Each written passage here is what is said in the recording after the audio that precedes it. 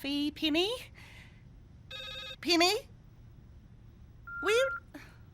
Nora? Hello? Hello, people? Hello?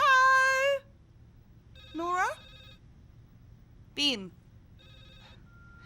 Paula? Graham?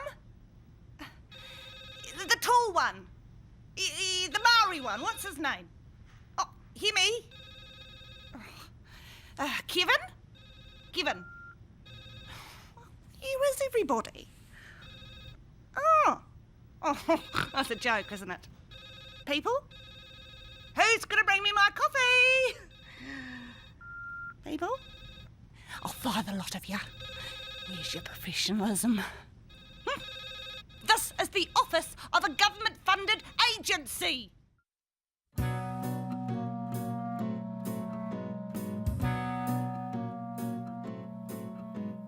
In At Least We Have Our Jobs, you heard vocalists Bianca Andrew, Craig Beardsworth, Georgia Jameson Ems, Paul Harrop and Phoebe Hurst.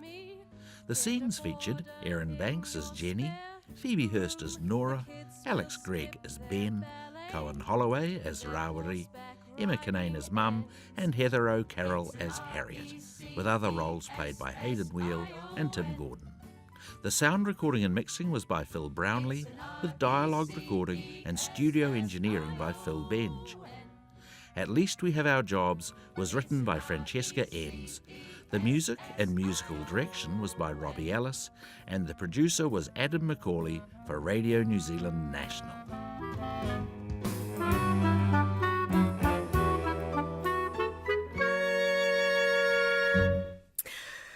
Coming up to the news at 4 o'clock, here's Moses Dillard with a tribute to Wes.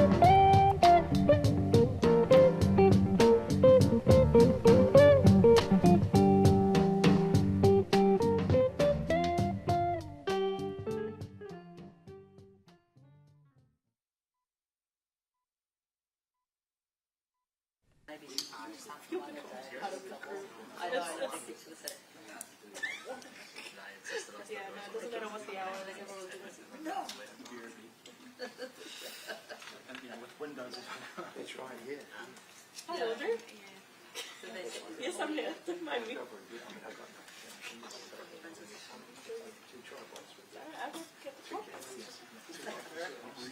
I know, you see me, everyone's like, oh. We all do, got my hopes up.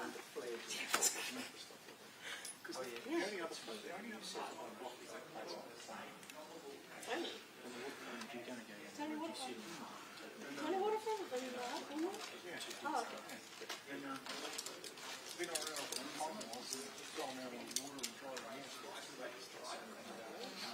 When you came here. Whose car is the one that has the, something, there's a black roof? It's got like symbols on the side? I've seen that. You take that. Yeah, yours is very aggressive. I have a blue slip.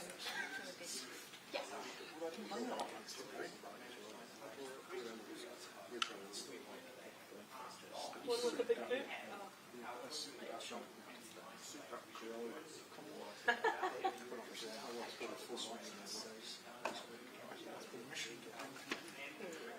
Why? Because you only use the colours only. That's usually your car. That is your car.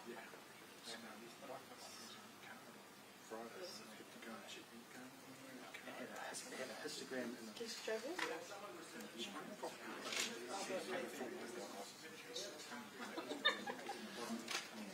just tried to drive. I couldn't figure out how to get home.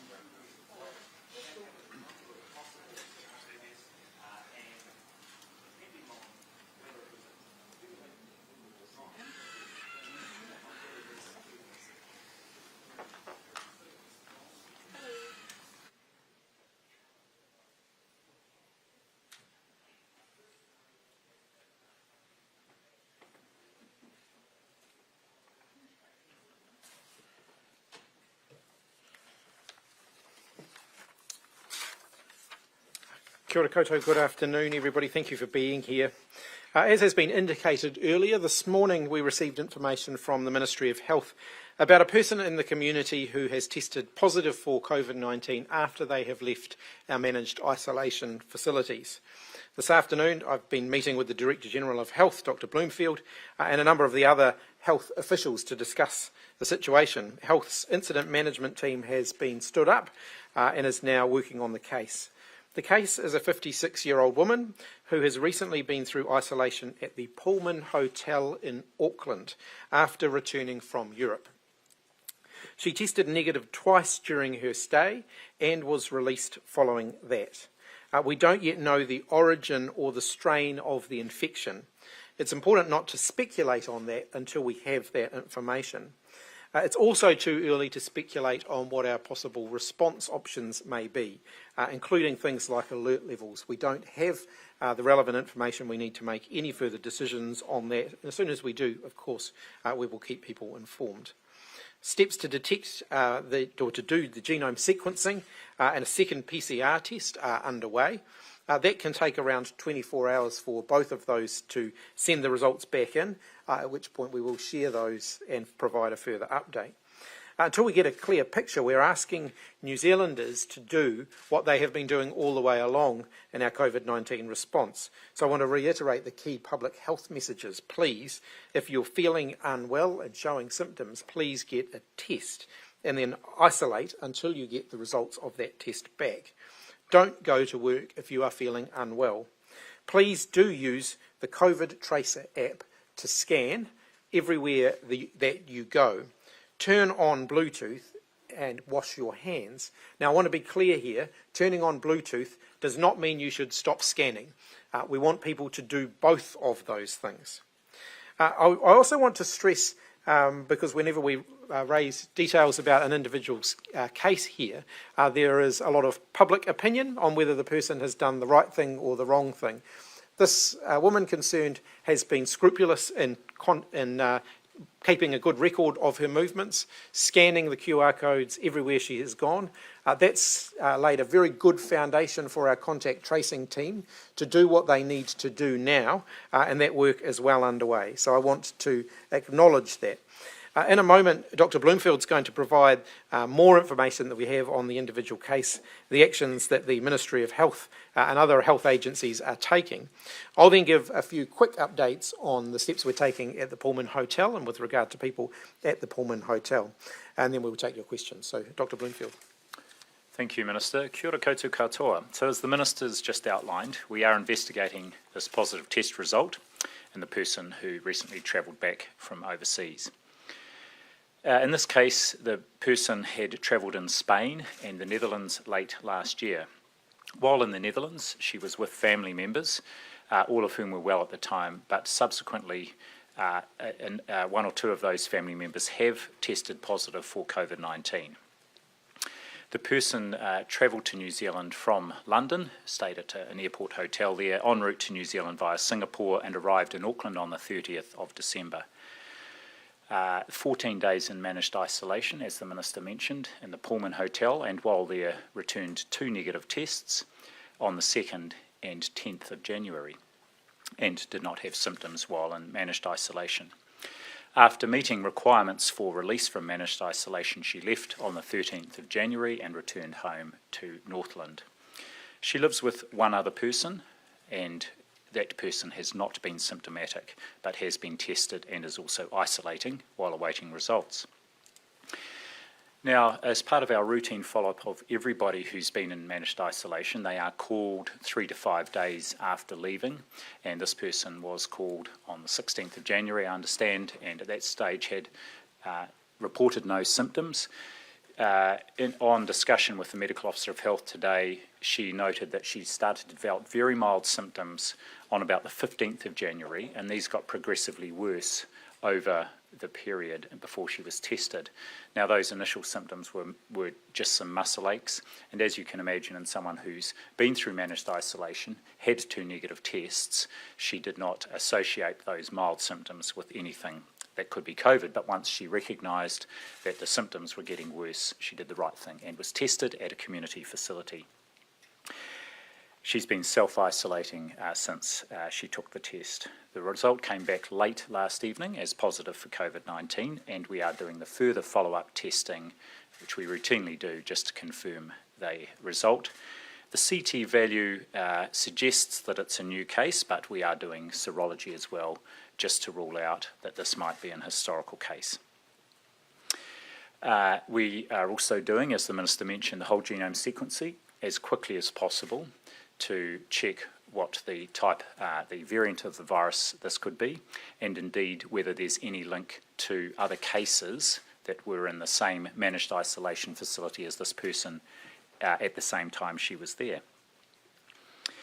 We are working on the assumption that this is a positive case and that it is a more transmissible variant, either one of the one identified first in South Africa or the UK, or potentially Brazil, or another more transmissible variant.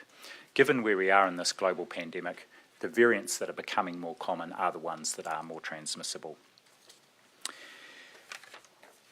After release from managed isolation, the person did travel around the southern part of the Northland region with her husband. Thorough interview has suggested just 4 close contacts, and those people are all being spoken with, isolated and tested. Interviews will determine if they too have close contacts, and those people will in turn be isolated and tested accordingly. In this case, we are also casting the net wide to ensure that we contain any potential community transmission. This is precautionary, but vital as part of our response. We need people to be vigilant and do the right thing. There is a number of locations, roughly 30, where the case has been in the 5 days or so after she left managed isolation in Northland. She was extremely assiduous in using the NZ COVID Tracer app to record QR codes, and this has meant we have been rapidly able to identify locations where she has been. Our team is in the process of contacting those places. As soon as we have contacted them, we will put information up on our website, and we will also send push notifications to people who had been there. I should also say I've just found out that the person had the Bluetooth functionality turned on her app, and so we'll be pushing notifications out through that separate functionality in the app as well. So we will publish the list of locations, potential exposure dates and times, and we're asking people who have been in those locations to stay at home and to call Healthline to find out the right time to get a test. Our advice is 5 days after they may have been potentially exposed. Healthline will be able to give information to anyone who has been at those locations and also where they can get tested. For those people who may have been in those locations who didn't use the COVID Tracer app, we need you to jog your memory. If you were in those locations at around the times you think are relevant, then please be precautionary, isolate and call Healthline about getting a test. As always, anyone who has health concerns can contact their GP or call Healthline for advice. I should say if anyone is symptomatic, either in Northland or elsewhere in New Zealand, the advice is to get a test, and we want people to still do that. And finally, we are standing up, or the DHB is standing up extra testing centres in Northland, including the southern part around Mangawhai, and details will be put online, and Healthline will have information about those additional testing centres and the timing for them. This is a reminder to all of us that the pandemic continues, that this is a tricky virus, and it behoves all of us to get with the program and do the things we all know need to be done to keep New Zealand safe. Wash your hands, scan in religiously, and stay unwell if you are home, and stay home if you are unwell, and get a test and isolate until you receive a negative result. Thank you, Minister. Thank you, Dr. Bloomfield. The MB team who oversee our managed isolation facilities have also been swinging into action.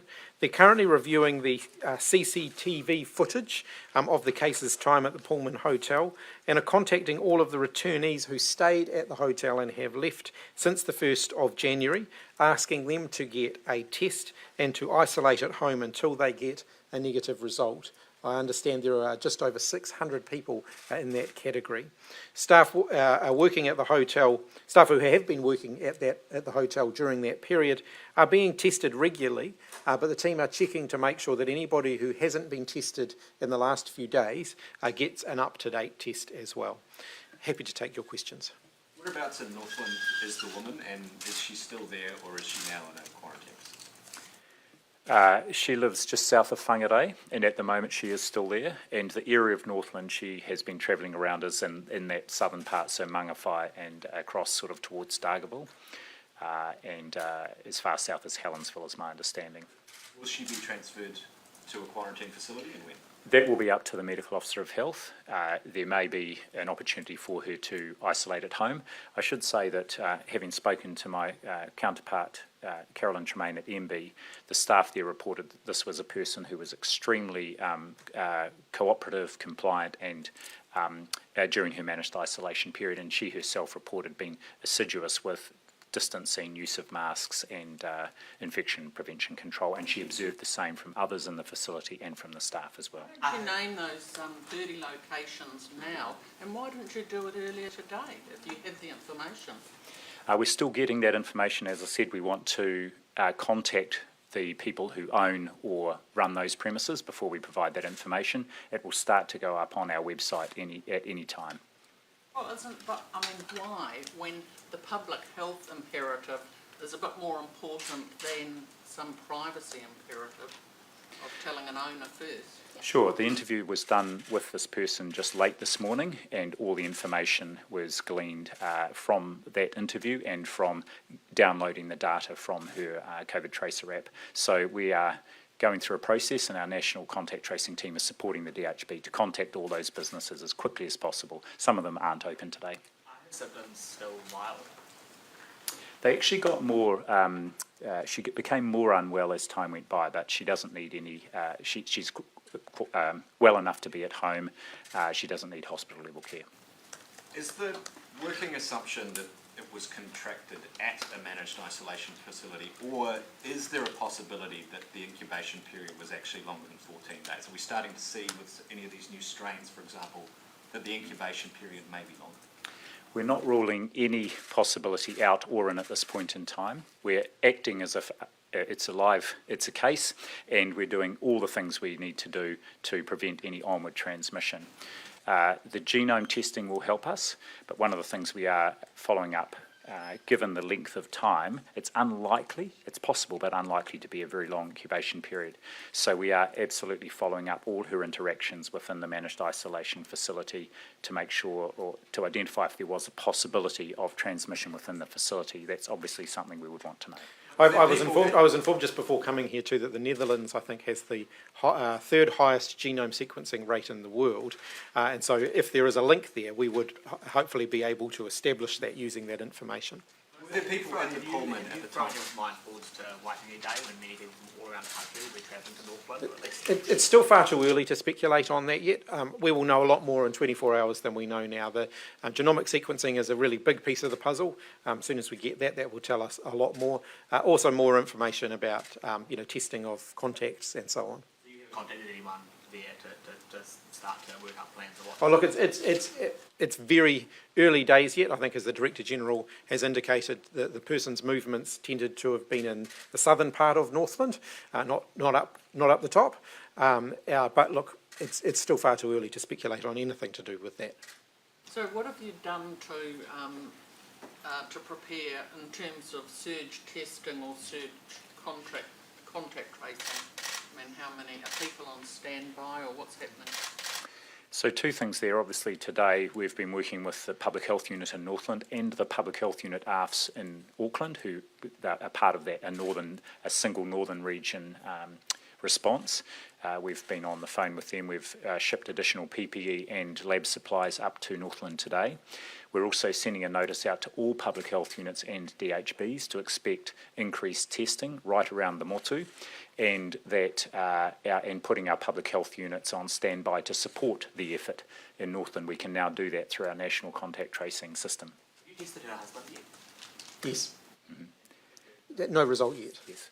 we're awaiting that. People who tested positive in the Pullman during the time that she stayed there. Yes, my understanding is it's 12 to 14. 13, so yes, yeah. between 12 and 14. That's right. Yes, we've been sequencing all of the positive cases. So as soon as we get a genomic sequence for this case, we will be able to match it against any. 13, 14 who were in the Pullman, do we know what variant those people were? I can say we know a number of them were the UK variant and the South African variant. So again, with that record of all those cases, the ones that were acute infection, remembering that we're seeing an increasing proportion of our positive tests in managed isolation are historical infections, and the whole genome sequencing doesn't work because there's just not enough viral RNA there. All the acute infections we will have a genome sequence on, and ESR can do an immediate match once they have done the sequencing. You said this case travelled to Europe late last year. Did she leave New Zealand to go to Europe, or was she elsewhere in the world and then was in Europe and then came home? I understand that she travelled from New Zealand to Europe and was travelling around for around 4 months in Spain. Actually, I think she was doing some work in Spain. How much testing are we doing in the community at the moment, and what do you want to increase it by? Well, we're seeing testing rates sort of hovering around that 3,000 to 4,000 per day on average. That's the overall testing numbers that we're seeing. Obviously, very happy to see those numbers going up. I think more than just though a blanket target around how many tests, it's more important to look at who is being tested. So obviously in Northland, where we send out push notifications, anybody who gets one, if they are showing symptoms in any way, then we want to make sure that they are getting tested. So we want to make sure the testing is, we're getting the right sort of surge of testing in the right places. But the overall public health message, as it has been for some time now, is if you are showing symptoms of COVID-19, regardless of where in the country you are, contact Healthline and seek out a test. Will this case prompt you to review the speed of our vaccine rollout? No, I mean, the biggest constraint around the speed of our vaccine rollout will be when we get vaccines into the country. Now, if you're following the international news, you will see those countries, even those countries that are well into their vaccine programs, are struggling with supply. They are, the vaccine manufacturers are struggling to keep up with demand. So we will vaccinate as soon as we can get vaccines into the country, and of course we continue to look at all of the available options for that. Which will come first, the vaccines arriving or the MedSafe approval? At this point, it's most likely. We'll have more to say on this over the course of the coming week, but at this point, it's most likely that vaccine approval will come first, and then as soon as we're in a position to receive a shipment, we will do so, and we will get to vaccinating straight away. It is likely that, as we've always indicated, our shipments will be smaller in the beginning, and then they will increase in size as we go along. And so with those smaller shipments at the beginning, they will be heavily prioritised, and they will go towards those at-risk workforces and their family contacts. So our border workers and the people they go home to every night. Have you contacted the people who are on the same flight that she was, or are they already covered within that Pullman 600 person net? Yes, so of course anyone who was on the same flight will have been in managed isolation, some in the Pullman and elsewhere. So as the Minister said, just over 600 people from a range of places were in the Pullman at the time that she was there, so at the same time. Also routinely, every time a case is identified in any managed isolation facility, the relevant airline is notified, because obviously we want to make sure that any crew, either New Zealand based or crew based elsewhere with other airlines, are notified and appropriate testing happens for them. In terms of the timeline for where she moved around in those 5 days, it sounds like she's got 4 close contacts. We've visited a lot of premises. Yes. With the 4 close contacts, are they family members? And the premises involved, can you give a sense of what we're talking about? Are any of the places that she went to places where many others would be congregating, and which were the most unsafe? Can you give us a sense of? So I'll give you a sense of that. So yes, the 4 close contacts, her household contact, and a couple of other people that in a retail setting she had more close interaction with. The other settings include cafes, restaurants, tourist attraction, a couple of Airbnbs, with very fleeting interaction with either staff and or other people there. It includes some retail outlets as well. The thing we've started doing differently recently, and we're going to again up that further this time, is rather than just calling people who were there at the same time casual contacts, we're assuming that they are all what we might call casual plus. So everybody who was at any of these settings, regardless of whether there's evidence they may have had interaction, we're advising to isolate, ring Healthline about getting a test and get that test and wait for a negative result until before they leave isolation. Is that standard policy from now on? Is that what you're saying you'll be doing for all potential cases? Yes, that's what we've decided to do. We were already more or less doing that with the more recent cases in Auckland, where we had those incursions. But it's just an extra step we're taking because of these more transmissible variants now being around. So if she caught it, say, a couple of days after her last test and before she left, when do you think she would have been the most infectious? Well, what we do tend to say is that people, or we contact trace for the period 48 hours before someone became symptomatic. Now, the 48 hours before her very first mild symptoms actually coincides with her being in managed isolation. So really we're looking at that whole period once she left managed isolation, and we are also retesting everybody who was in managed isolation at the same time this person was, and retesting all the staff. Can you just clarify those 30 locations, and because are you not going to put them up until you have actually notified all of the 30? Are you going to put them up in one lot or not? No, we will put them up as the business is notified and we have the times and dates confirmed, which we do already. We will be putting that up, and as soon as we have notified the business, we will keep adding that information to our website. So I'd be very grateful if you could assist us in getting that information out to the public. So we will, as it's confirmed, we will drip feed it and update our website. I want to reiterate that we will be issuing push notifications as well using the COVID Tracer app. So people who have scanned in to the same location at the same or at around that time will receive a notification directly. The people who haven't scanned, who are going to be just as vulnerable, aren't they? Wouldn't it be better to just put the 30 locations up at the same time to have maximum eyeballs on what those locations are? We'll be pushing them out through a range of channels. We do have an obligation to notify the business. They have staff to think about and so on, so we do that. The team are onto that at the moment, and they already have been able to contact some, so we'll start to get that information up as quickly as possible. You said you're working on the assumption that it is one of these more transmissible, possibly more dangerous strains. Does that change next steps? Are we more likely to see restrictions and lockdowns if there's spread? Look, I think let's get a bit more information before we start to make final decisions on any of that, but I'll ask the Director General. I mean, ultimately, as we have always done, lean heavily on the Director General's advice on these matters. So, as I described just before, one of the things we are doing, and you saw New South Wales do this with their recent community cases, just identify locations and they say anyone who has been there, we're not determining whether they had interaction with the person, anyone who's been there, isolate, be tested and wait for the result. So that's one thing we are doing. Very much a hotspot approach, and then what we need to do more widely very much depends on what New Zealanders do next, and part of that is about people making sure they are getting tested if they've been in those locations, anyone with symptoms being tested, and we'll be giving advice. I'm meeting after this with the National Response Leadership Team, so we will have a look at what the picture is telling us. Once we have the whole genome sequencing and the results of other tests, including the person's household contact, that will help inform our advice too. Manawai is a big holiday centre for people. Are you concerned that people might have now traipsed something back into Auckland or something like that? And did she go to any, what you would call mass gatherings like concerts or anything?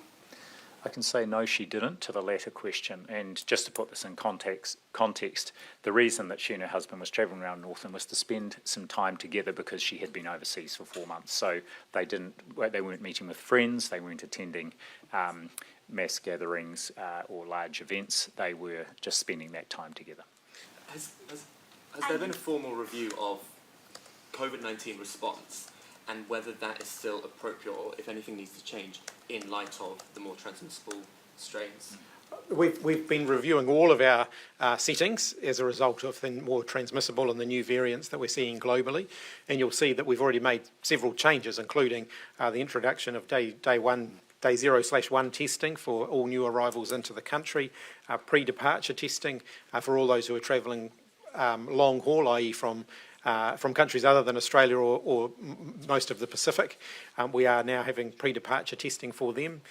We're always looking at our infection prevention and control in our managed isolation facilities, and you will know that towards the end of last year we made some changes around what type of PPE is used in those facilities, N95 masks being more widely deployed. So we are always reviewing and always looking for things that we can do better.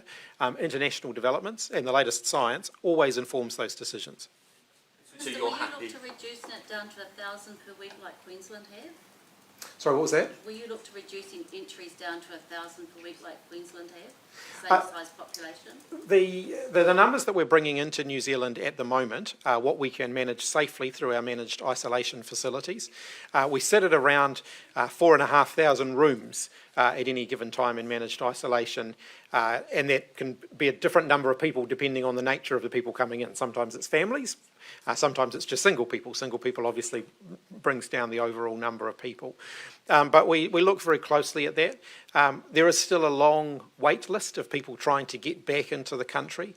Some people have been away from their family for a long time. Some people do have quite a pressing need to get home to New Zealand.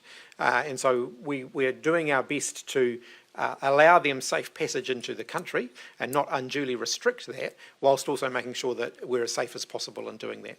Minister, on the vaccine timeline, with this talk of these delays kind of overseas, are you still confident that April will you be able to give vaccines to some people in April as kind of originally planned? Look, as soon as we get vaccines in the country, we'll be looking to get them out there.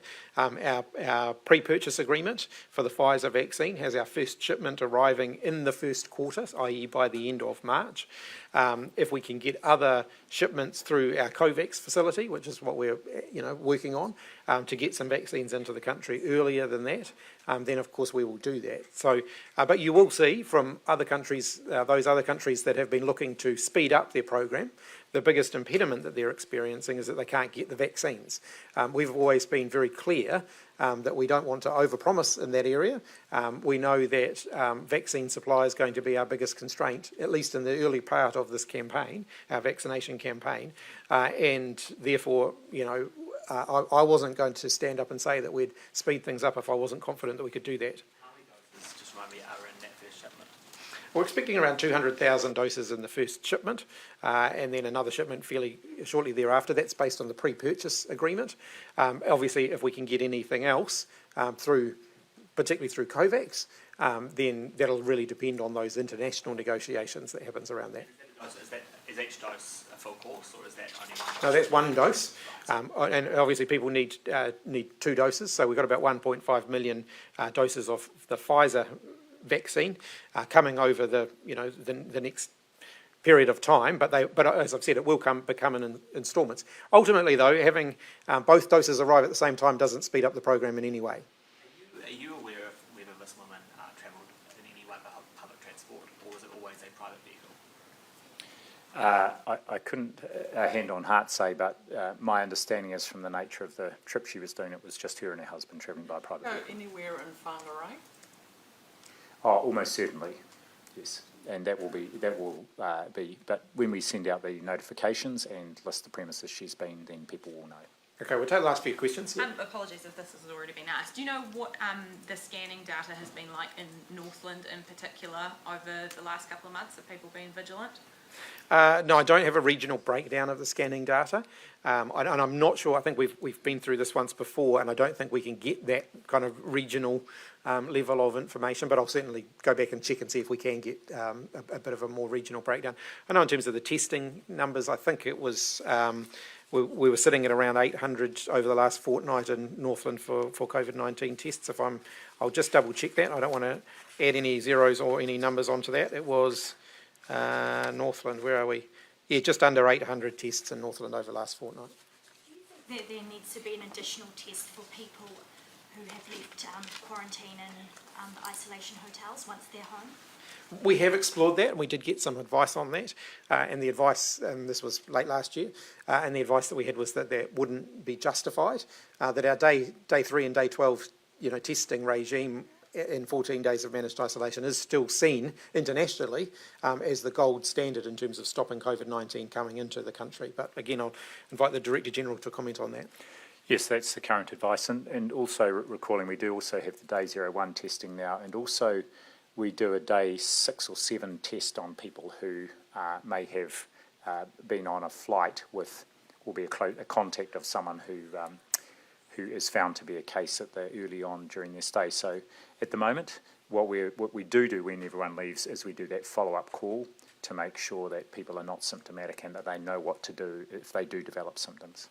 We are hearing reports already of a run on supermarkets. Clearly some Kiwis are preparing for a lockdown. What do you say to them? Look, that's so premature. At this point, in these early phases of any investigation like this, we've just got to assemble all of the relevant information. There is absolutely no need to panic about anything. And I just would point out to everybody, and I'm not in any way foreshadowing that there would be any alert level changes, that where that has happened in the past, our supermarkets have managed to restock quickly. You can still go to the supermarket in the event that any restrictions are put in place. So there is absolutely no need for any panic buying or any of that kind of behaviour. All right, thank you everybody.